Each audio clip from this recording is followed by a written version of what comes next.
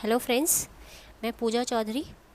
ये मेरी वीडियो में नेशनल इनकम का जो वीडियो है उसका नेक्स्ट पार्ट है, जिसमें मैं आपको आज नेशनल इनकम कैलकुलेट करने के जो मेथड्स होते हैं उनके बारे में डिटेल दूंगी। ठीक है, तो नेशनल इनकम, जैसा कि मेरी अगर आप प्रीवियस वीडियोस में देखेंगे तो मैंने नेशनल इनकम को कैलकुलेट करने के लिए वैल्यू एडिड मेथड पहले ही बता दिया। तो नेशनल इनकम को कैलकुलेट करने के 3 मेथड होते हैं। एक मेथड है, उसका नाम है इनकम मेथड, जिसकी डिटेल मैं आज आपको दूंगी। एक मेथड का नाम है एक्सपेंडिचर मेथड, और जो तीसरा मेथड है वो है वैल्यू एडेड मेथड। ठीक है, तो हमारे पास 3 मेथड होते हैं नेशनल इनकम को कैलकुलेट करने के, वैल्यू एडेड मेथड। ठीक है, अच्छा, अब इनकम मेथड की बात आज हम करते हैं।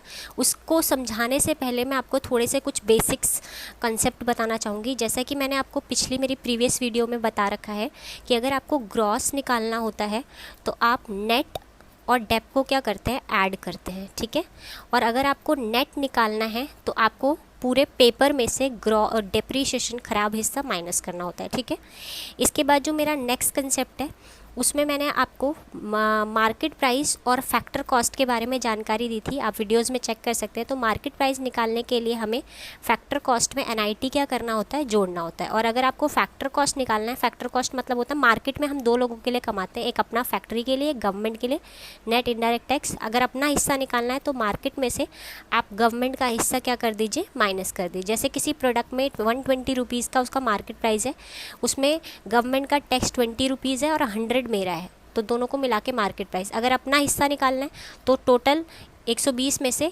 गवर्नमेंट कितना ले रही है, 20, तो मेरे हिस्से में कितना आएगा, 100। क्लियर है।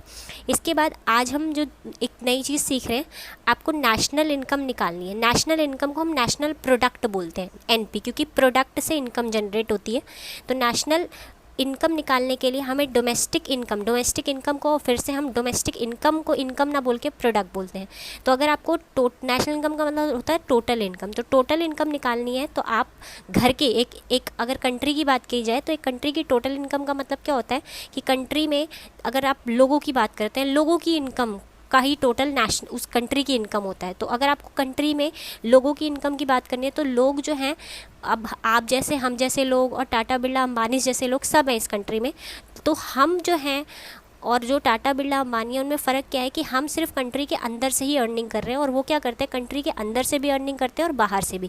तो अगर मैं बात करूँ कि अगर हमें टोटल इनकम निकालनी है तो हम कहेंगे घर के अंदर की कमाई, डोमेस्टिक इनकम, प्लस बाहर से कितना कमाया। अच्छा, जो बाहर की कमाई होती है हम उसे कहते हैं net factor income from abroad, net factor income from abroad, जिसको हम शॉर्टकट में कहते हैं NFIA। आगे मैं आपको डिटेल दे दूंगी, लेकिन अभी आपको समझने के लिए इसको ऐसे याद रखना है। तो NFIA यानी कि जैसे डोमेस्टिक इनकम और नेशनल इनकम दोनों ही, अगर आप मेरी प्रीवियस वीडियो में देखेंगे तो मैंने कहा था नेशनल इनकम को हम नेशनल इनकम ना बोल के हम कहते हैं नेशनल NP, लेकिन इसे पूरा क्या कहते हैं, NNPFC। क्या कहते हैं, NNPFC, नेट नेशनल इनकम। यानी नेशनल इनकम हमेशा नेट पे निकाली जाती है और किस पे निकाली जाती है, फैक्टर कॉस्ट पे। तो उसे निकालने के लिए हमें डोमेस्टिक इनकम को भी हमेशा नेट डोमेस्टिक इनकम प्रोडक्ट और किस पे निकालते हैं, फैक्टर कॉस्ट। तो पूरी नेशनल इनकम को निकालने के लिए हमें डोमेस्टिक इनकम में बाहर वाला पैसा, net factor income from abroad, net factor और इनकम कहाँ की, अब्रॉड, ये जोड़ना होता है। तो अगर आप कंपेयर करना मेरी प्रीवियस वीडियो से सीख चुके हैं तो देखिए नेट निकालना है, यहाँ क्या दे रखा है, नेट, कुछ नहीं करेंगे। नेशनल इनकम चाहिए तो नेशनल इनकम, वहाँ क्या दिया हुआ है, डोमेस्टिक इनकम। तो नेशनल इनकम निकालने के लिए फिर से डोमेस्टिक इनकम में क्या ऐड करते हैं, NFIA। फैक्टर कॉस्ट निकालना है, वहाँ भी क्या दे रखा है, फैक्टर कॉस्ट, तो कुछ नहीं करेंगे। यानी कि हमने ये NFIA क्यों जोड़ा है, ताकि हम इस DP को, डोमेस्टिक इनकम को, किस में कन्वर्ट कर सकें, नेशनल इनकम में। ठीक है, तो आज बात करते हैं हम अपनी इनकम मेथड का। तो इनकम मेथड हम स्टार्ट करते हैं, बहुत सिंपल सा मेथड है और इस मेथड के क्वेश्चंस मैं आपको मेरी वीडियो के डिस्क्रिप्शन के लिंक में प्रोवाइड करा दूंगी, तो आप उसके क्वेश्चंस कर सकते हैं। ठीक है, तो इनकम मेथड में हमें, इनकम मेथड में क्या करना है, देखिए हम अगर अपनी कंट्री में लोगों की इनकम पता करना चाहते हैं तो पहला तरीका क्या है, लोगों से पूछें भाई इनकम कितना कमाते हो। ठीक है, एक दूसरा तरीका है हम लोगों के खर्चे पूछें, क्योंकि लोगों के खर्चे, एक पर्सन का खर्चा दूसरे की क्या बनता है, इनकम। तो अगर आप इनकम को पूछ के इनकम नेशनल इनकम निकालते हैं तो वो इनकम मेथड है। और अगर आप खर्चों को पूछ के लोगों के खर्चों की जानकारी लेते हैं और इनकम निकालते हैं, तो वो एक्सपेंडिचर मेथड है। बट हम इनकम मेथड में हमें लोगों की इनकम बतानी है।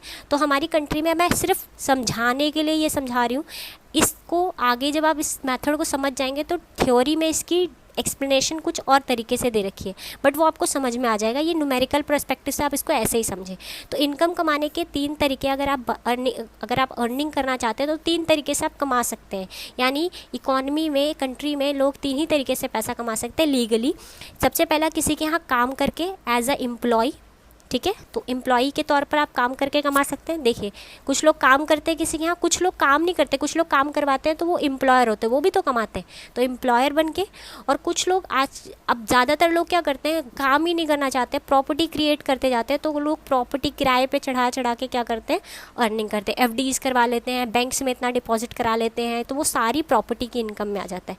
यानी इनकम कमाने के कितने तरीके हैं, 3। एम्प्लॉय बन के, यानी खुद किसी के यहाँ काम करिए, खुद का काम दूसरों से काम करवाइए, अर्निंग कीजिए, यानी कि मालिक बन के, नौकर बन के, और एक प्रॉपर्टी की इनकम। अब बात करते हैं, जब आप किसी के यहाँ एम्प्लॉय बन के काम करते हैं तो आपको जो भी पैसा मिलता है, आपकी इनकम को हम क्या कहते हैं, उसे कहते हैं एम्प्लॉय का कॉम्पनसेशन। क्या कहते हैं, कॉम्पनसेशन ऑफ एम्प्लॉय, ठीक है। और इसे शॉर्टकट में हम कहते हैं COE, कॉम्पनसेशन ऑफ एम्प्लॉय। अगर आप किसी के यहाँ अगर आप एम्प्लॉयर हैं, एम्प्लॉयर बन के अर्निंग करते हैं, तो हम वहाँ से बेसिकली क्या अर्न करते हैं, आप यहाँ पर लिखेंगे मिक्स्ड इनकम।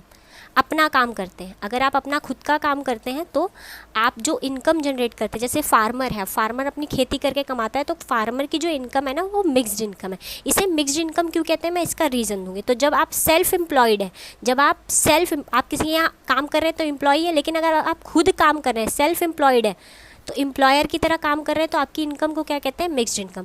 अब प्रॉपर्टी की बात करते हैं, तो प्रॉपर्टी अलग अलग तरीके की होती है। जैसे सबसे पहली प्रॉपर्टी होती है मकान, ठीक है। सबसे पहली प्रॉपर्टी क्या होती है, मकान।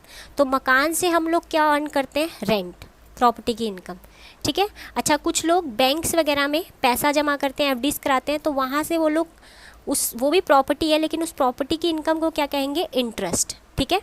अच्छा, कुछ लोग अपने किसी बिज़नेस में इन्वेस्ट कर देते हैं, और उस इन्वेस्टमेंट से बिज़नेस के शेयर्स खरीद लेते हैं, और वहाँ से क्या, वो शेयर्स जो हैं उनके लिए बिज़नेस में इन्वेस्ट करा, और बिज़नेस उनको क्या देता है, प्रॉफिट। अच्छा, कई लोगों को लग रहा होगा एम्प्लॉयर की इनकम है, नहीं बेटा, आप किसी बिज़नेस में पैसा डाल रहे हैं तो वो बिज़नेस का जो है ना आपका, वो प्रॉपर्टी की तरह क्रिएट होगा, और उसकी इनकम को क्या कहते हैं, प्रॉफिट। अच्छा, आपने फॉर एग्ज़ाम्पल अगर कोई बुक लिखी और उस बुक से अर्निंग, जैसे फॉर एग्जांपल अगर TS ग्रेवाल है, ये सब बुक्स लिख के जो भी प्रिंटिंग हाउस इनकी बुक्स छापता है, वो इनको क्या देता है, उस बुक्स पे, किताबें भी, जो किताबें हैं ना, बुक्स भी आपकी प्रॉपर्टी है। क्योंकि अगर आप कोई बुक लिखते हैं और वो पब्लिश्ड होती है, तो जो पब्लिशर हाउस होता है ना, वो आपको उस पर क्या पे करता है, रॉयल्टी। तो यहाँ पर हमारे पास 4 तरह की इनकम है, आपका घर, आपकी किताबें, आपका बिजनेस, आपका पैसा। ये चारों की प्रॉपर्टी की इनकम, ये 4 है, और इनको मिलाकर हम कहते हैं ये ऑपरेट होके पैसा कमा रही है, तो इसे कहते हैं ऑपरेटिंग सरप्लस। क्या कहते हैं, ऑपरेटिंग सरप्लस। तो ऑपरेटिंग सरप्लस क्लियर है। तो इनकम मेथड में अगर आपको सबसे पहले इनकम के कितने टुकड़े करने हैं, हमारी कंट्री में 3 तरीके से पैसा कमाया जा सकता है, किसी के यहाँ काम करके, खुद का काम करके, और प्रॉपर्टी को चलाकर। तो इसका मतलब इनकम मेथड में इनकम 3 तरह की होती है, एक किसी के यहाँ काम करना, एक अपना बिजनेस, और एक अपनी प्रॉपर्टी। तो COE, MI और OS 3 तरह की। यानी कि अगर आपको एक कंट्री के अंदर की इनकम जनरेट पता करनी है कि कितना कमा रहे हैं, तो हमारी कंट्री में 3 हिस्से कर दीजिए, 3 टुकड़ों में बांट दीजिए। एक हिस्से में उन लोगों को रखिए जो एम्प्लॉई है, और उनसे पूछिए कितना कमाया, कॉम्पनसेशन। एक हिस्से में उन लोगों को रखिए जो प्रॉपर्टी से कमा रहे हैं, और उनकी टोटलिंग इनकम को क्या कहेंगे, ऑपरेटिंग सरप्लस। और एक हिस्से में उन लोगों को रखिए जो अपना सेल्फ एम्प्लॉयड है, और उनकी इनकम को क्या कहते हैं, मिक्स्ड इनकम। तो COE, OS और MI तीनों को जोड़ के कंट्री की एक कंट्री में रहने वाले लोगों की इनकम निकलेगी, यानी डोमेस्टिक इनकम निकलेगी, तो हम इसे कहते हैं NDPFC। तो एक कंट्री में इनकम मेथड के अकॉर्डिंग सबसे पहला स्टेप होता है NDPFC निकालना, जिसको निकालने के लिए हम COE, MI और OS को क्या करते हैं, ऐड अप करते हैं। इसके बाद हम नेशनल इनकम निकालते हैं। नेशनल इनकम आपके क्वेश्चन में निकालने को बोलेगा, लेकिन आपको ये तीनों दे देगा, जिससे पहले आपको क्या निकालना है, डोमेस्टिक इनकम। जैसे आपने मेरी प्रीवियस वीडियो में GOV-MP निकालना सीखा एक फॉर्मूले से, फिर उसके बाद में कंपैरिजन करके दूसरी चीज़ें, ऐसे ही आपको जब इनकम मेथड से बोलेगा नेशनल इनकम निकालना है, तो यू फर्स्ट ऑफ ऑल क्या निकालना पड़ेगा बेटा आपको, NDPFC, जिसके लिए फिगर्स आपको क्वेश्चन में दी होंगी। इसके बाद आप NDPFC निकालने के बाद आप नेशनल इनकम यानी NNPFC निकालेंगे, जिसको निकालने के लिए आप क्या क्या करेंगे, इसको निकालने के लिए आप NNPFC को निकालने के लिए आप ये निकाल चुके हैं, तो ये आगे चलेगा, सहारा बनेगा इसका NDPFC। नेट निकालना, यहाँ क्या दिया है, नेट कुछ नहीं करेंगे। NP नेशनल इनकम यानी टोटल इनकम निकालनी है, तो घर की इनकम दी है, तो घर की इनकम में बाहर वाला पैसा जोड़ देंगे तो टोटल आ जाएगी NFI। FC निकालना है, FC दे रखा है, क्लियर है। इसके बाद हम बात करते हैं COE, बस थोड़ा सा 5 मिनट का पार्ट और रह गया है। अब बात करते हैं ये COE, ये OS और ये MI, इसके कंपोनेंट आपको डायरेक्टली क्वेश्चन में कभी कभी दे देता है और कभी कभी आपको डिटेल देता है। तो मैंने OS में तो आपको बता दिया कि 4 चीज़ें जुड़ेंगी। आपका घर जो पैसा कमा के देता है वो रेंट है, आपकी किताबें आपको कमा के देंगी रॉयल्टी, आपने बैंक में पैसा जमा किया है तो उससे मिलता है इंटरेस्ट, और आपने किसी बैंक में नहीं किसी बिजनेस में पैसा लगा रखा है तो आपको उस पर क्या मिलता है, प्रॉफिट। तो OS में 4 चीज़ें जुड़ती है, rent, royalty, interest and profit. इसके बाद COE मतलब एम्प्लॉय को मिलने वाला कॉम्पनसेशन। अच्छा बताइए एम्प्लॉय को क्या मिलता है, हमारे माइंड में सिर्फ यही आता है सैलरी मिलती है, वेजेस मिलती है, बिल्कुल सही है, तो सैलरी वेजेस, लेकिन याद रखिए कॉम्पनसेशन का मतलब होता है एम्प्लॉय को जो कुछ भी मिला काम करने के दौरान, तो उसे सैलरी मिलती है, वेजेस मिलती है। कई एम्प्लॉयज़ को बोनस भी मिलता है, तो बोनस भी उसके कॉम्पनसेशन का पार्ट है, क्लियर है।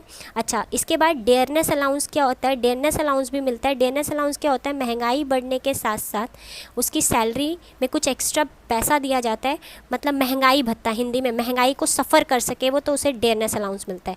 तो salary, wages, bonus, dearness allowance.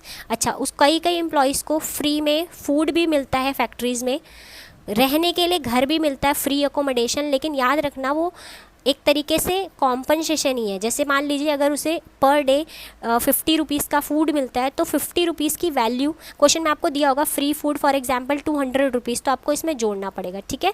ये वैल्यू वगैरह नहीं कैलकुलेट करें, फ्री यूनिफॉर्म मिला उसे, तो ये सब इसमें जुड़ेगा, ठीक है। तो dearness allowance, bonus, free food, free service, और एक लास्ट चीज़ है, कभी जो एम्प्लॉयर्स होते हैं ना, एम्प्लॉय की सिक्योरिटी के लिए आगे जैसे पेंशन या प्रोविडेंट फंड, ये सब आपने सुना ही होगा, तो हर महीने क्या करता है एम्प्लॉयर, एम्प्लॉय के नाम से एक खाता खुलवाता है और उसमें कुछ पैसा डालता है एम्प्लॉय के नाम से, उसकी सैलरी में से कुछ काटता है, जितना कट करके उसकी सैलरी, जैसे मान लीजिए उसकी सैलरी 10,000 है, तो 1,000 काट के उसने ले लिए, वो अकाउंट खुलवाता है, वो डालता है, प्लस अपनी तरफ से भी उतना अमाउंट डाल रहा है। तो इसको बोलते हैं कि ये पैसा हर महीने जब तक वो काम करेगा एम्प्लॉय, तब तक हर महीने कट के पैसा कुछ पार्ट एम्प्लॉय डालेगा, कुछ पार्ट एम्प्लॉयर। इससे क्या होगा, इससे एक बल्क में अमाउंट इकट्ठा होगा जो एम्प्लॉयर एम्प्लॉय को रिटायरमेंट पे देगा, ताकि जब वो जॉब छोड़े उसके बाद भी वो अपनी लाइफ को वैसे ही मेंटेन कर सके, मतलब उसे सोसाइटी में सिक्योरिटी दे रहा है एक तरीके से। तो उसे कहते हैं contribution in social security. Social security में कॉन्ट्रीब्यूशन इन सोशल सिक्योरिटी किसके थ्रू करी गई है, बाय एम्प्लॉयर, यानी एम्प्लॉयर ने जो डाला हिस्सा वो मेरी सैलरी का पार्ट ही होगा, एक तरीके से सैलरी है, ठीक है। इसकी बात नहीं कर रहे हैं हम, जो एम्प्लॉयर ने मेरी तरफ से डाला वो भी कॉम्पनसेशन में जुड़ेगा। तो ये कुछ चीज़ें हैं जो COE में जुड़ेगी, ये OS में, ये MI में, तीनों को जब हम जोड़ देंगे तो क्या निकलेगा, NDPFC, ठीक है बेटा। और इसके बाद हम क्या निकालते हैं, नेशनल इनकम, क्लियर है। अब आपके क्वेश्चन में, जैसे मान लीजिए क्वेश्चन में अगर आपको सॉल्व करवाना चाहूँ तो मैं ऐसे लिख रही हूँ, जैसे मान लीजिए सबसे पहला दिया है वेजेस, ठीक है, वेजेस दिया है, दूसरे में दिया है डेयरनेस अलाउंस, ठीक है, डेयरनेस अलाउंस। इसके बाद तीसरे में दे रखा है प्रॉफिट, चौथी चीज़ दे रखी है बोनस, और पांचवी चीज़ दे रखी है इंटरेस्ट, छठी चीज़ दे रखी है रॉयल्टी, और सातवीं दी है मिक्स्ड इनकम। मिक्स्ड इनकम हमेशा एक ही, मिक्स्ड इनकम में कुछ नहीं आता, सिंपल दिया होता है। तो ये 10,000 है, डीएनएस अलाउंस 1,000 है, प्रॉफिट 2,000 है, बोनस 1,000 है, इंटरेस्ट 4,000 है, रॉयल्टी 2,000 है, और मिक्स्ड इनकम फॉर एग्जांपल 1,500। ये कुछ डेटा मैंने अपनी तरफ से ले लिया। अब मैंने क्या बोलना है, मुझे सबसे पहले एनडीपीएफसी, अभी आपको सिर्फ सीओई ओएस एमआई, आप कुछ क्वेश्चंस में यही सिर्फ कैलकुलेट करके देखिए। तो सबसे पहले सीओई निकाल लीजिए, ठीक है। फिर क्या निकालेंगे, ओएस निकालेंगे, और फिर क्या निकालेंगे, मिक्स्ड इनकम। बेटा कैसे कैलकुलेट करते हैं, ध्यान से सुनिएगा। फॉर्मूला आपके माइंड में क्वेश्चन करते करते समझ आ जाएगा। तो सीओई में सबसे पहले क्या ढूंढेंगे, वेजेस है ना। तो आपको अगर लिखना है, शुरुआत है, तो आप लिखिए वेजेस, ठीक है। डीएनएस अलाउंस ये भी एम्प्लॉई को मिलता है, तो इसको डीए बोलते हैं। प्रॉफिट किसी एम्प्लॉई को नहीं मिलता, प्रॉफिट बिजनेस की इनकम ओएस का पार्ट है, तो प्रॉफिट वहाँ जुड़ेगा। बोनस मिलेगा, ठीक है, और कुछ नहीं जुड़ेगा। तो वेजेस का अमाउंट कितना है, 10,000, डीए कितना है 1,000, और बोनस कितना है 1,000। तो 12,000 क्या बन गया हमारा सीओई। इसके बाद ओएस की बात करते हैं, प्रॉफिट जुड़ेगा, ठीक है, इंटरेस्ट जुड़ेगा, बिल्कुल जुड़ेगा, रॉयल्टी जुड़ेगी, रॉयल्टी, ठीक है। तो प्रॉफिट है 2,000, इंटरेस्ट है 4,000 एंड रॉयल्टी है 2,000, तो आ गया 8,000। अब एमआई कितना दिया है 1,500, ठीक है। तो इन तीनों को जोड़ लीजिए, 12 और 8, 12,000 सीओई आ गया, ओएस आ गया 8,000, और ये कितना है 1,500, तो ये आ गया 21,500 हमारा एनडीपीएफसी। अब क्वेश्चन में एक जगह एनएफआईए दे दिया, मान लीजिए यहाँ पर कहीं एनएफआईए दे दिया मैंने 2,000 रुपये, एनएफआईए दे दिया 1,000, ठीक है। तो आपने एनडीपीएफसी कितना निकाला 21,500, ठीक है ना। आपने एनडीपीएफसी कितना निकाल दिया 21,500। अब आपको क्या निकालना है, एनएनपीएफसी नेशनल इनकम। तो एनडीपीएफसी प्लस घर की इनकम में बाहर वाला पैसा जोड़ दीजिए, एनएफआईए। तो कितनी है घर की इनकम 21,500, और बाहर वाला पैसा कितना दिया है डायरेक्ट क्वेश्चन में 1,000। तो हमारा नेशनल इनकम कितना आ गया 22,500। तो ये हमारा नेशनल इनकम का इनकम मेथड है। आपको कोई भी डाउट होता है तो आप मेरे को कमेंट में बताइए, उसको मैं ज़रूर सॉर्ट आउट करूँगी, ठीक है। Thank you so much for watching my video. ज़्यादा से ज़्यादा मेरी वीडियो को लाइक कीजिए, और जितना ज़्यादा हो सके इसे दूसरों तक शेयर कीजिए, एंड सब्सक्राइब कीजिए मेरा चैनल, ताकि मैं ऐसे ही आपको और वीडियो प्रोवाइड करा सकूँ। Thank you so much.